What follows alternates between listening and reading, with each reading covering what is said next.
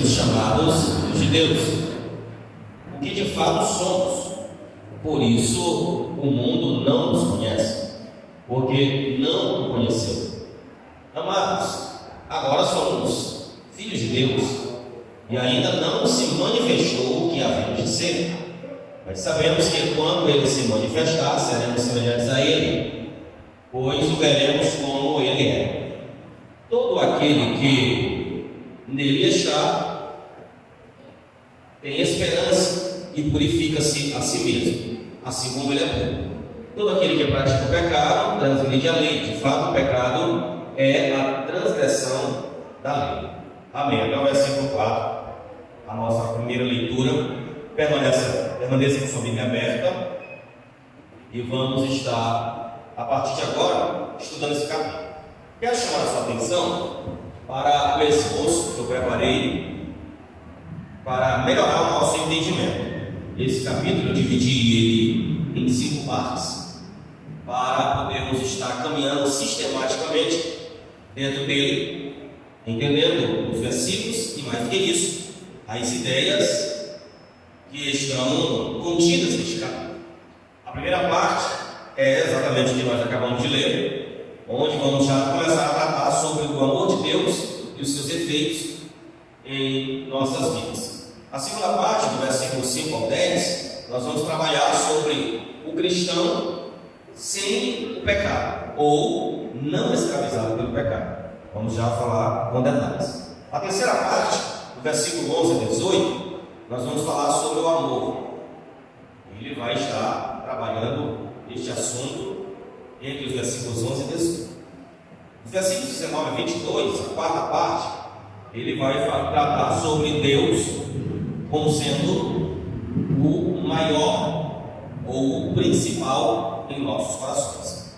E por último, ele vai trazer uma ênfase de algo que ele trabalhou no capítulo 2, que nós estudamos a respeito de permanecer em Cristo pelo Espírito Santo. Eu dividi em 5 partes para melhor entender. Então eu quero chamar a sua atenção, preste bastante atenção, porque um estudo expositivo, se você se distrair, você vai perder o raciocínio.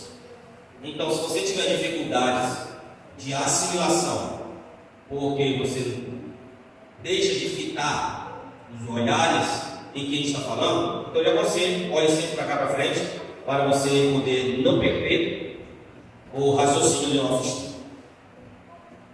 Os 4 primeiros versículos, o apóstolo João, ele vai trabalhar sobre algo que parece ser, para alguns, algo raso. E isso vai depender do nível de intimidade, de contato, de familiaridade que há entre nós e a palavra. Porque ele vai falar sobre o amor de Deus e os seus efeitos. Percebam que, a partir de então, e ele vai continuar isso com maior profundidade no capítulo de número 4, que a gente estudaremos com o favor de Deus, mas preste atenção que ele inicia falando algo muito interessante. Ele diz: vejam como é grande o amor que o Pai nos concedeu. E ele fala: como percebemos este amor de Deus concedido a nós? A partir da identidade que passamos a receber no ato da aliança feita com o próprio Deus. E ele diz: de que maneira? Pelo fato de sermos chamados filhos de Deus. E aí há uma ênfase. Aqui diz: e de fato nós somos.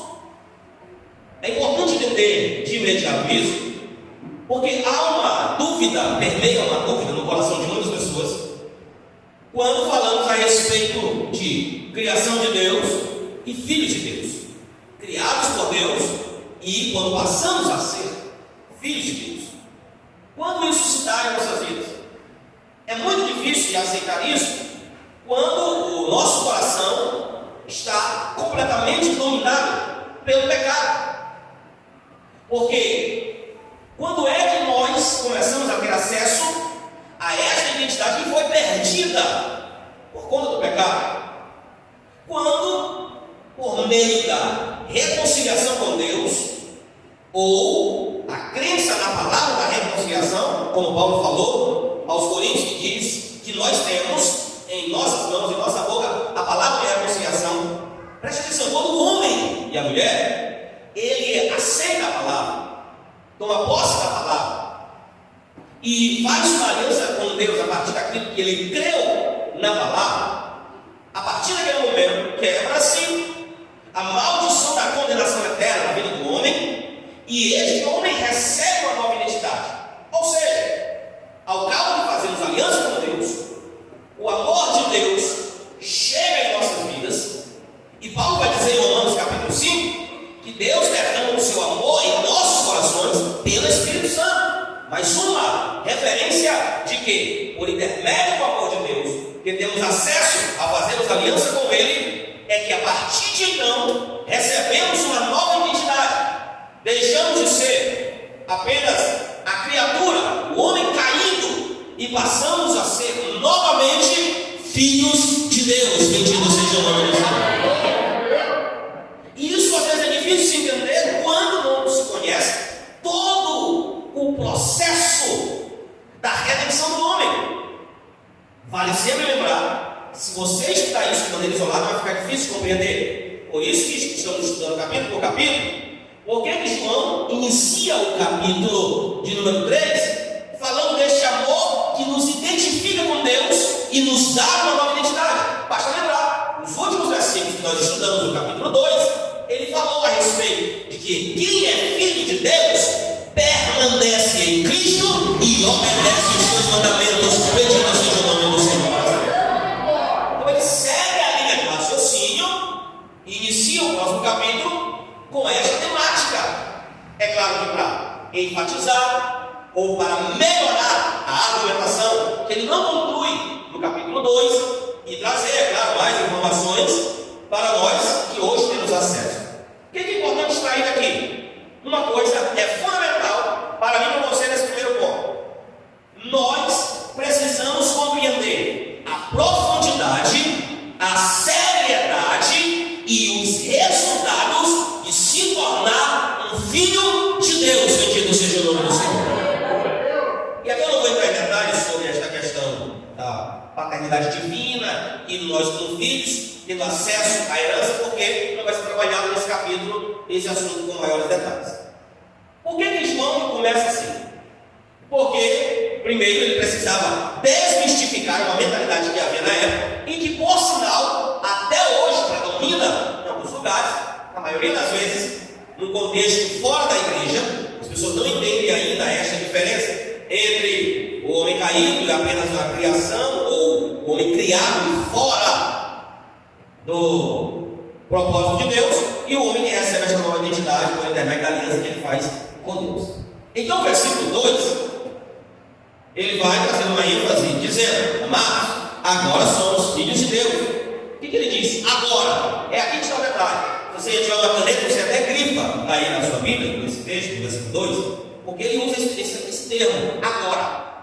Por que ele usa esse termo? Porque ele está falando de uma identidade que não tínhamos e que passamos a ter. Quem entendeu, diga glória a Deus. Ele diz: agora somos.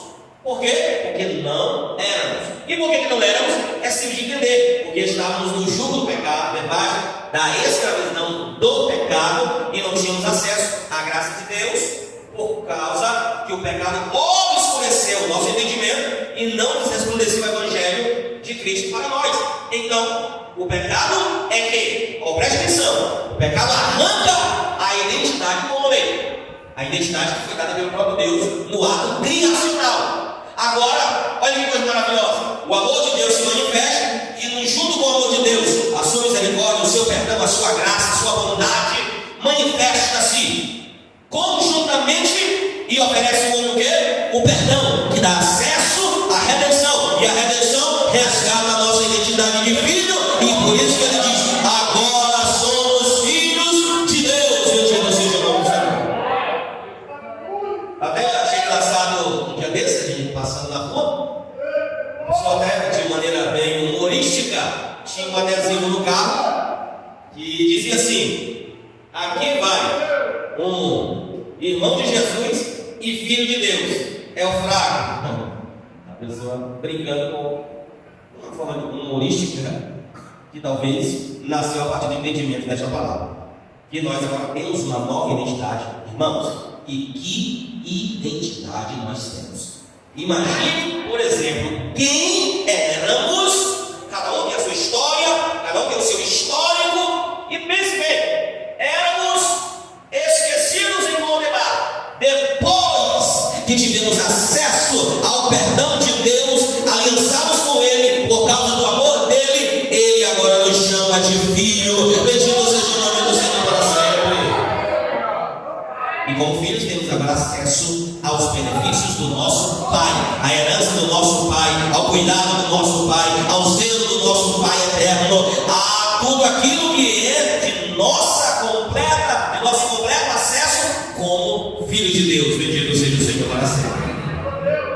Mas agora olha, ele vai começar a explicar que essa identidade que recebemos é algo importante, sério, é benéfico, porém existe a possibilidade de perdê-la novamente.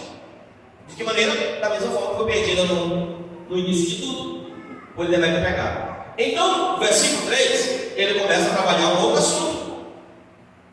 Todo aquele que nele tem esta esperança, olha a palavra de advertência, purifica-se a si mesmo. Por quê? Porque ele também é puro. Bendito seja o Senhor para sempre. O que o apóstolo João está dizendo? Não tínhamos mais identidade, recebemos a nova identidade. O amor de Deus manifestou em nós e nos devolveu essa identidade. Agora que recebemos novamente essa identidade, precisamos ter cuidado. Qual é o cuidado que nós devemos ter? Ele diz: purifica-se a si mesmo, como ele é puro. O que ele está querendo dizer? Proteja a sua nova identidade que tem diante de Deus. Glória ao nome do Senhor. Porque eu vou falar aos irmãos, todos nós, sem nenhuma exceção, sofremos ataques diários do reino das trevas, do mundanismo e da carnalidade, para fazer com que a gente perca essa identidade. As muitas ofertas que vêm do mundo, do diabo e das nossas paixões infames são tentativas de arrancar essa identidade. Por isso que João diz: quem recebeu essa identidade, proteja essa identidade. Glória ao nome do Senhor. É o mesmo que está dizendo: agora você tem algo a zelar, que é a sua imagem de filho de Deus, que é a herança como filho de Deus, que é tudo que nós recebemos como filhos de Deus. Nós temos que zelar, nós temos que cuidar, nós temos que proteger. Só quem entendeu, diga glória a Deus. Porque eu tenho certeza que você conhece alguém que um dia teve essa identidade e que por falta de vigilância perdeu essa identidade. É semelhante ao filho pródigo que Jesus conta a história dele. Era um filho e tinha tudo à sua disposição, tudo. Todas as regalias da casa do seu pai estavam à sua disposição. Tudo o que o pai produzia, ele desfrutava. Todo conforto, toda comodidade, tudo estava nas mãos daquele filho. Mas um dia ele colocou a sua identidade de filho em xeque. O que ele fez? Ele amanheceu com vontade de conhecer novas realidades.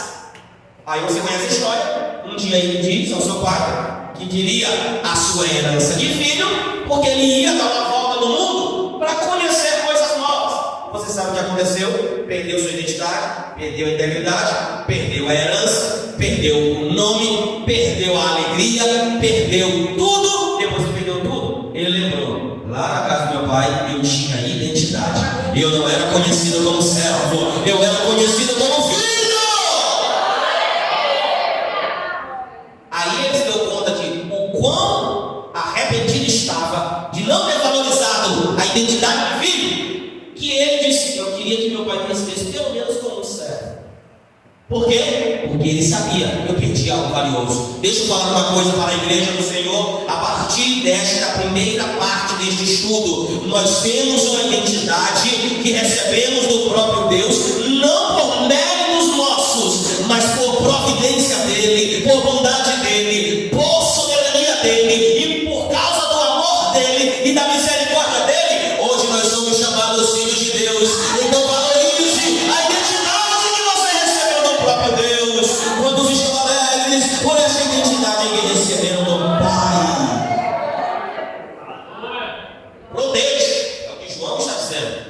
proteja essa identidade.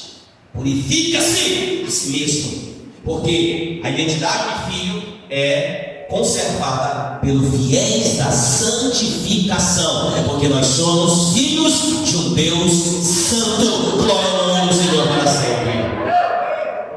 A partir do versículo 5, olha outra coisa. A partir do versículo 5 ao 10, se tem uma ideia como essa parte que eu falei, da proteção da identidade, que recebeu a identidade de filho, é tão forte que no versículo 5 ao 10, ele vai trabalhar isso, exemplificando os perigos do pecado. Vamos ver? Acompanhe comigo aí. A partir do versículo 5. Vocês sabem que ele se manifestou para tirar os nossos pecados. Deixa a palavra sacrifício de Jesus. Que é, lembra do que eu falei, é o elemento de Deus para poder devolver a nossa identidade de filho. É o sacrifício de Jesus. Vocês sabem que ele se manifestou para tirar os nossos pecados e nele não há pecado. Ou seja, ele é a referência, ele é o modelo, é o paradigma, é alguém digno de ser imitado. Jesus. Vamos continuar, você vai entender. Todo aquele que nele permanece, lembra que ele falou isso no capítulo 2? Permanecer em Cristo, ele está enfatizando. Todo aquele que nele permanece não está no pecado. Preste atenção nisso aqui. O que ele está dizendo no versículo 36?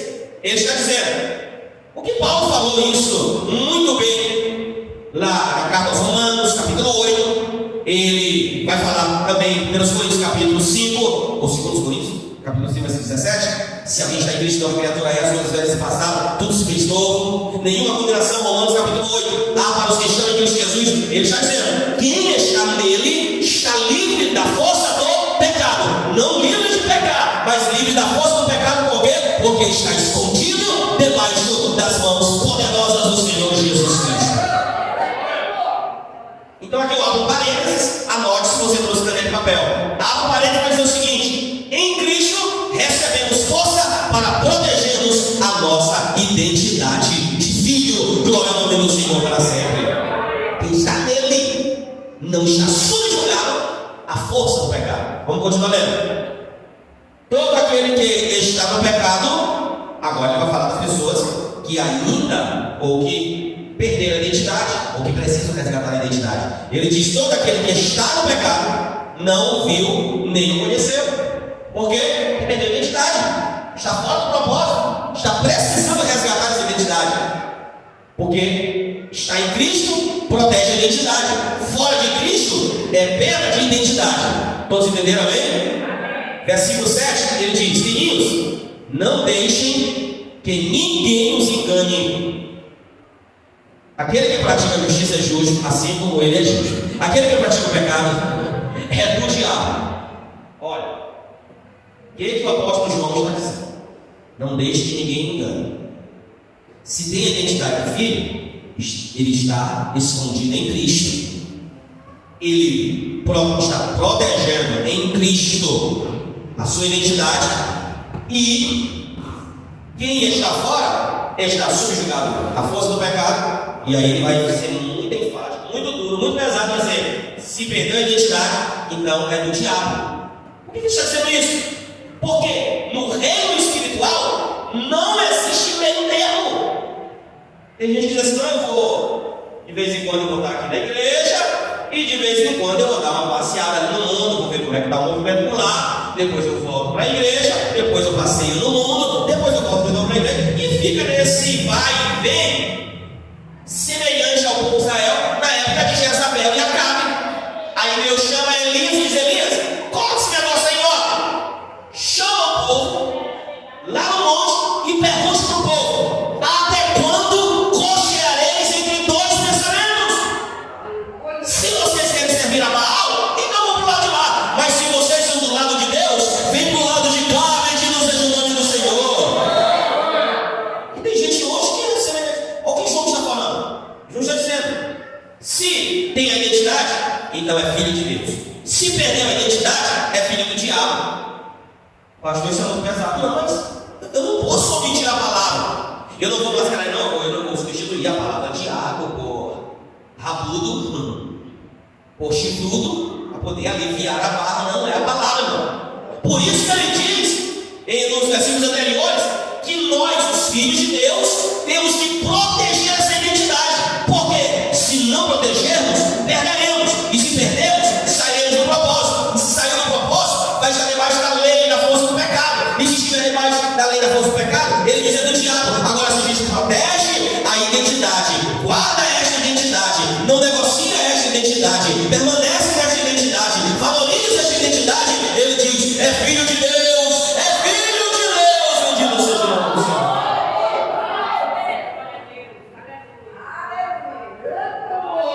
João não alivia a barra.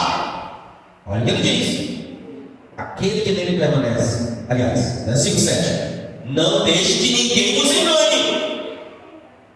Preste atenção, olha para mim. Como esta declaração ela se enquadrou perfeitamente no contexto histórico de João, e olha para cá, e esta declaração enquadra-se perfeitamente no nosso tempo. Por quê? Porque vivemos um tempo de enganos. Muita gente está sendo enganada. Com o apogeu da internet, apareceu aí vários profetas falando em nome de Deus aquilo que Deus não mandou, e tem muita gente que está seguindo eles e deixando de observar a palavra pura, verdadeira e maravilhosa, com preguiça de garimpar a palavra, vai ouvindo, vai se nutrindo de qualquer profecia que aparece por aí, e ao invés de buscar na palavra sustentabilidade espiritual, vai dar ouvidos a esses falsos profetas. Aí João está dizendo: cuidado para que ninguém vos engane. Quem mantém a identidade é filho de Deus, quem perde a identidade é filho do diabo. Ele está dizendo: cuidado, é tempo de proteger a identidade de filho de Deus. Só quem está entendendo, levante a mão e glorifique o Senhor.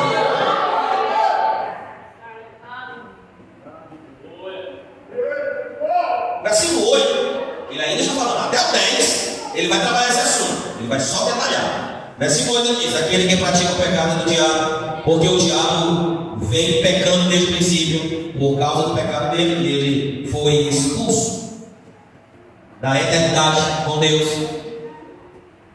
Para isto, aí ele vai dar a solução para vencer esta identidade diabólica.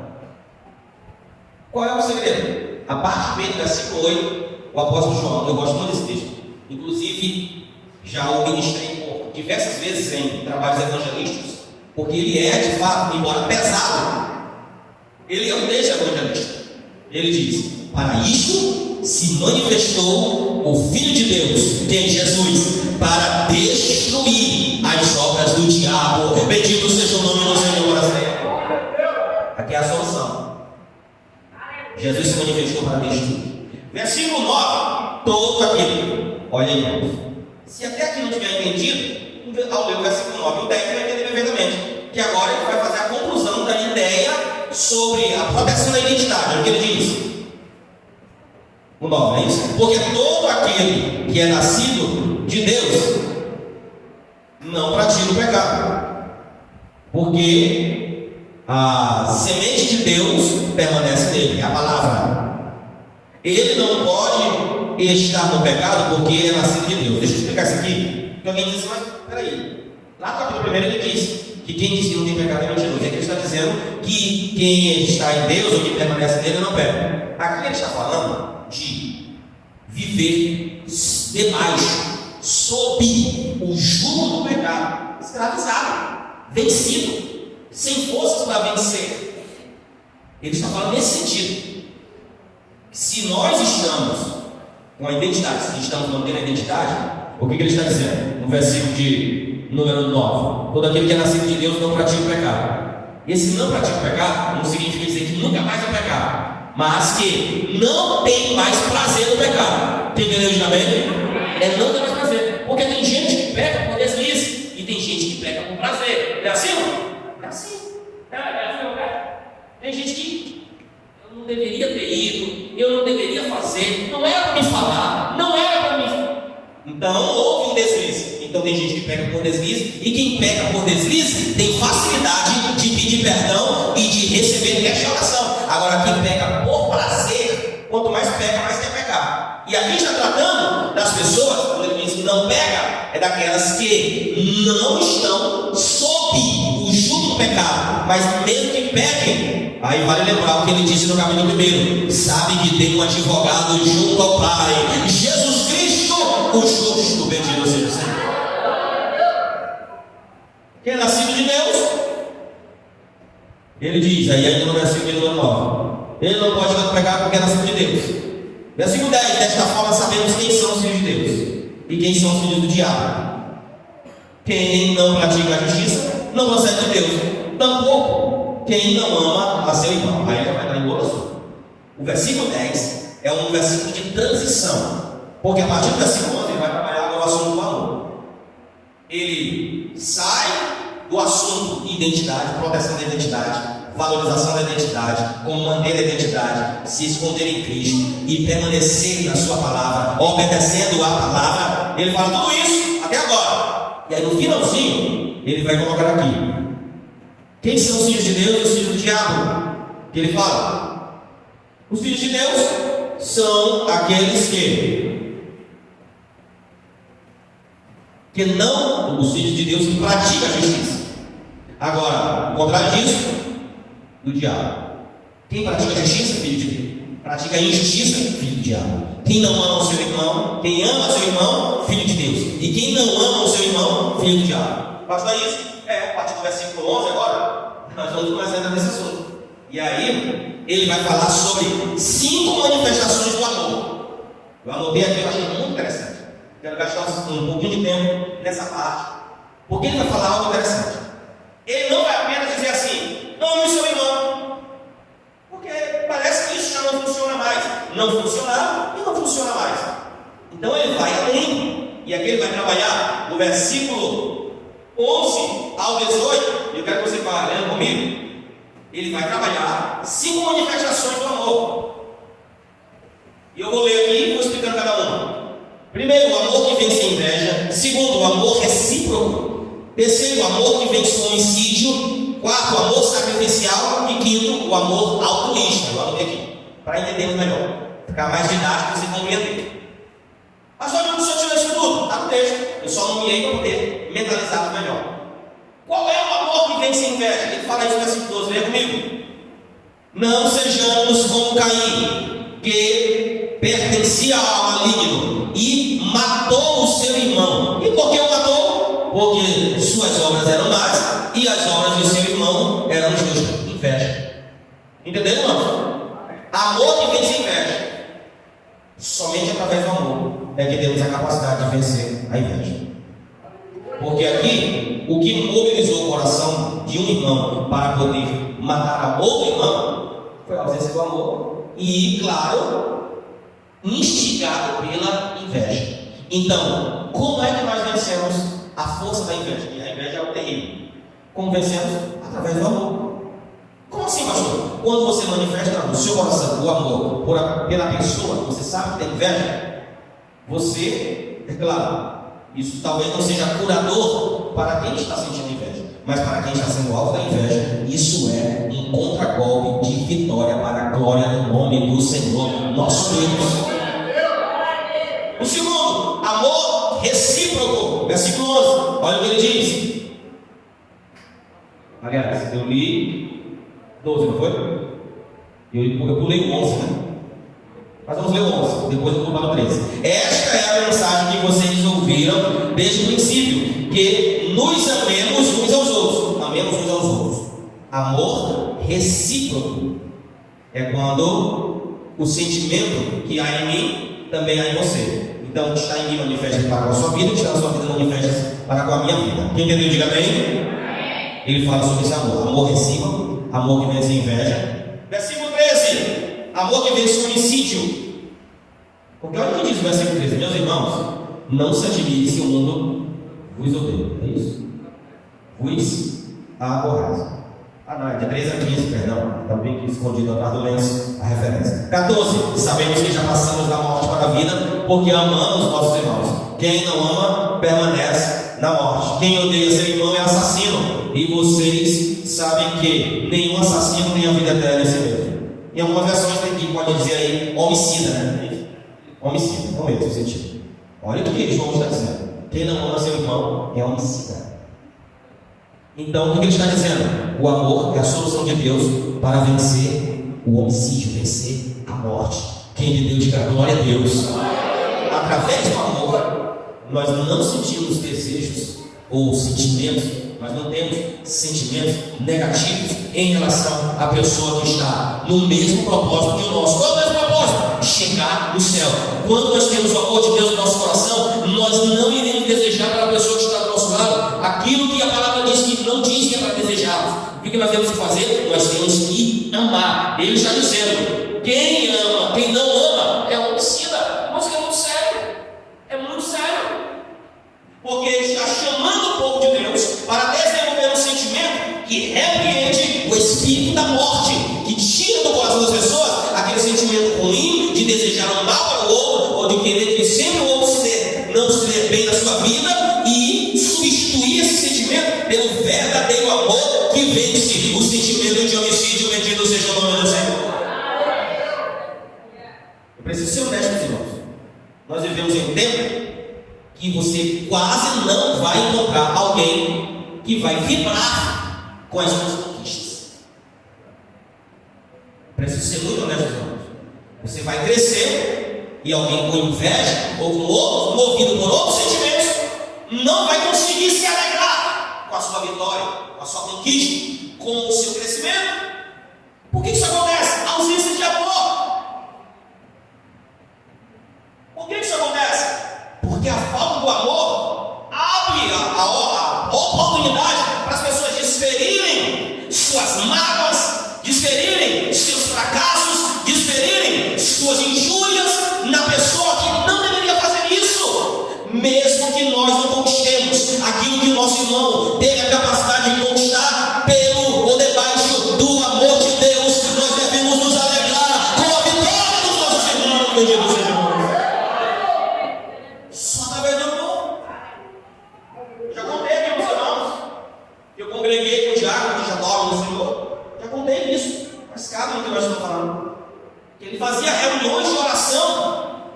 Fiquei impactado negativamente quando eu soube disso. Ele fazia reuniões com um grupo de irmãos homicidas. Se reuniam para orar, pedindo para Deus para o meu carro capotar. Deus ouve essas orações, mas não responde. Porque a Bíblia diz que Deus não responde a todos. Deus não responde a todos. A Bíblia diz em Provérbios que maldição sem causa não se cumpre. Então não adianta desejar maldição para alguém que está debaixo da bênção de Deus, que não vai dar certo. Não vai dar certo. O melhor é você se unir a alguém vitorioso, celebrar a vitória dele, porque quem sabe a próxima será a sua. Bendito seja o nome do Senhor. Onde é que ele ouve? Na Bíblia, no Testamento, fugiu da memória do nome. Eu estou lembrando da história, mas fugiu o nome do homem. Que ele um dia se prontificou, foi subornado para amaldiçoar o povo de Deus. Como? Pararam, obrigado. Pagaram ele. Vai lá, sobe no monte, levanta as mãos e amaldiçoa o povo de Israel. Aí a Bíblia diz que quando ele subia no monte, levantava as mãos, quando ele ia proferir palavras de maldição, o próprio Deus embolava a língua dele e ele abençoava o povo de Deus. Bendito seja o nome do Senhor. Mesmo que você não conquiste o que o seu irmão está conquistando, aprenda a celebrar a vitória dos outros. Porque quando você aprende a celebrar a vitória dos outros, quando você aprende a celebrar a conquista dos outros, quando você aprende a vibrar quando alguém está realizando seu sonho, talvez você está conquistando um companheiro para celebrar com você quando chegar a sua vitória. Aleluia! O amor que vence o homicídio é o amor. É isso, irmãos. Vivemos em um tempo em que o crente não consegue mais se alegrar com a vitória do outro, por um espírito de inveja, acometido no coração por um sentimento de incompetência, não descobrindo o seu próprio potencial, fica todo o tempo questionando o potencial dos outros, como se todo mundo fosse obrigado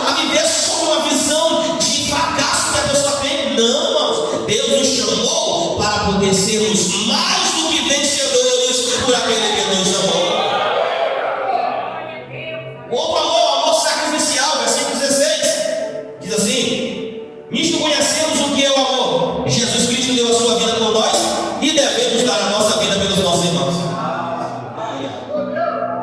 O que é dar a vida pelos nossos irmãos? Deixa eu lhe dizer, aqui não está dizendo para ninguém ir para a cruz, viu? Tem gente que pensa isso, né, mano? Não, vai ir para a cruz como Jesus foi, morrer literalmente. Não. Dar a vida pelos irmãos é desenvolver o sentimento de compaixão. Como assim? Capacidade de sentir as dores, de participar das circunstâncias adversas. Está do lado, se doar.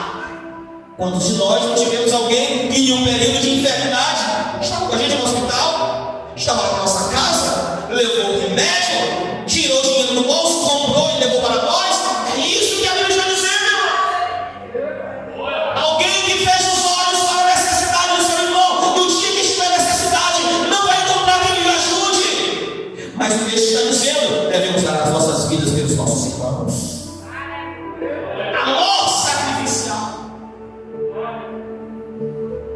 Em último, o apóstolo João fala do amor altruísta, versículos 17 e 18, acompanhe. Se alguém tiver recursos materiais e vendo seu irmão em necessidade, não se compadecer dele, como pode permanecer nele o amor de Deus? Filhinhos, não amemos de palavra nem de boca, mas em ação e em verdade. Bendito seja o nome do Senhor. Levanta-se uma oferta para ajudar o irmão. Eu mesmo não, tomara que eles se virem. É falta de amor. Cuidado.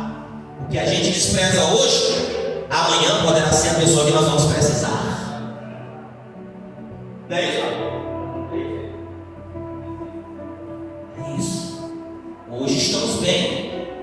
E Deus nos deu recursos para poder abençoar. Então abençoe. Estenda as mãos. Ajude. Porque amanhã a porta pode se fechar para você, a porta pode se fechar para mim, e nós vamos precisar. E quem poderá ser a pessoa que vai nos ajudar? Talvez seja exatamente aquela que você estendeu as mãos para abençoar. Amor altruísta é o que se preocupa com as necessidades dos outros.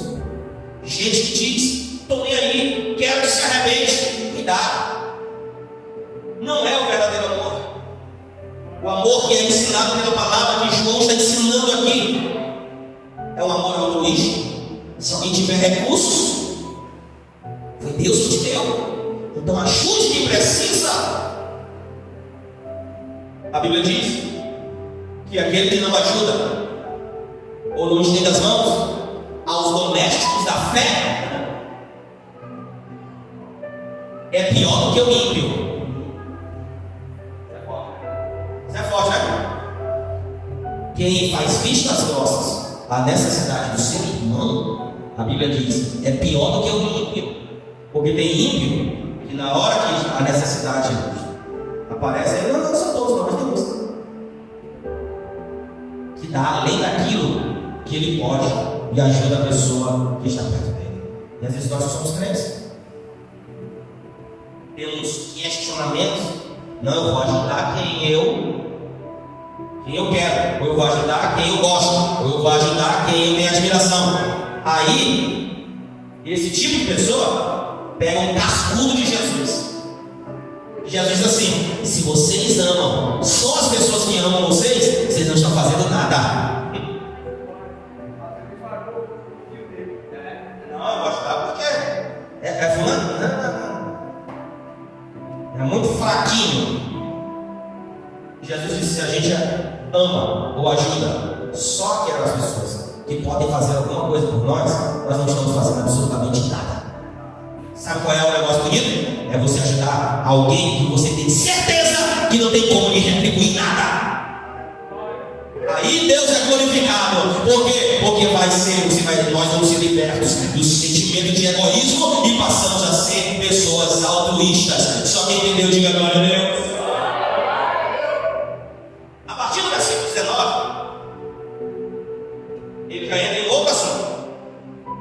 Ele vai falar um pouco sobre o nosso coração. O que eu vou falar sobre o coração? Porque para poder fortalecer a ideia, a gente está falando de amor. O amor é brotado dentro do nosso coração. É derramado. Romanos capítulo 5, versículo 1. Derramado no nosso coração. Aí olha o que diz, versículo 19 ao 22. Assim saberemos que somos da verdade e tranquilizaremos o nosso coração diante dele, quando o nosso coração nos condenar, porque Deus é maior do que o nosso coração e sabe de todas as coisas. Até o versículo 22. Amados, se o nosso coração não nos condenar, temos confiança diante de Deus e recebemos dele tudo o que pedimos, porque obedecemos aos seus mandamentos e fazemos o que lhe agrada. Olha o que João está dizendo aqui. Olha o que eles falam. Eles falam do coração confiado em Deus. O coração confiado em Deus é um coração que está repleto da palavra. E olha que ele volta até esse assunto que ele tratou no capítulo 2. Como é que nós teremos um coração aberto? Como é que nós teremos um coração agradecido? Como é que nós teremos um coração confiante? Como é que nós teremos um coração alegre? Como é que nós teremos um coração generoso? Como é que nós teremos um coração humilde? Se isso não for fomentado pela palavra, é isso que ele está dizendo. Sabe qual é o grande problema nosso? É porque às vezes nosso coração está sendo um armazém de coisas ruins. Por isso que não coloca nada de bom às vezes de nós para abençoar alguém. Deus nos chamou para sermos bênção na vida de outras pessoas. Bendito seja o nome do Senhor. Que Paulo fala em Efésios capítulo 4. Ele diz assim: olha, não saia da vossa boca nenhuma palavra torpe, mas o que é que tem que sair da nossa boca? Somente aquilo que for bom. Para quê? Vai dizer o versículo: para poder promover edificação naqueles que estão nos ouvindo. O que é que está saindo da nossa boca? Será que é algo que está abençoando a vida das pessoas? Ou está trazendo uma maldição e tristeza? Você é um encorajador ou você é um desanimador? Você é um motivador ou você é um perdedor? O que é que nós estamos lançando para as pessoas? Olha, irmãos, eu gosto de ser um entusiasta, porque às vezes até mesmo na minha tristeza, pela graça de Deus, eu consigo transmitir alegria para quem está perto de mim. Eu estava passando uma situação muito delicada, demais delicada. Eu compartilhei apenas com o Elisvaldo. Só ele da igreja sabe essa situação. Ele disse que o que mais ele se admirou da circunstância que eu estava passando não foi a gravidade da circunstância, mas porque ele nunca me viu reclamando, nem triste e nem cabisbaixo. Foi isso. O Senhor está passando isso e ninguém sabe o que você está passando. Por quê, irmãos? O coração alegre, a Bíblia diz, aformoseia o rosto. Tem gente que transmite problema para os outros só com a cara fechada que ele tem. E come o fel e compartilha com todos que estão ao seu lado. Irmãos, nós somos chamados para abençoar, nós somos chamados para ter palavras de edificação, nós somos chamados para poder ser canais de Deus para a vida de outras pessoas. Jesus diz que do coração é que procede os maus inteiros, mas ele também diz que a boca fala do que o coração está cheio. Se você tem o seu coração cheio da palavra, você tem um rio de bênção para transmitir para as outras pessoas. O que nós somos? João está falando, coração confiado em Deus, coração escondido em Deus, coração nas mãos de Deus. É um coração que está cheio da palavra. Você quer ter sempre coisas boas para transmitir? Enche a sua vida da palavra. Você quer ser amigo se alguém estiver do seu lado? Porque quem está do seu lado e está passando por um problema, ele não quer saber se você também está com problema. Ele quer ter uma palavra de conforto para ajudá-lo naquele problema. Bendito seja o nome do Senhor.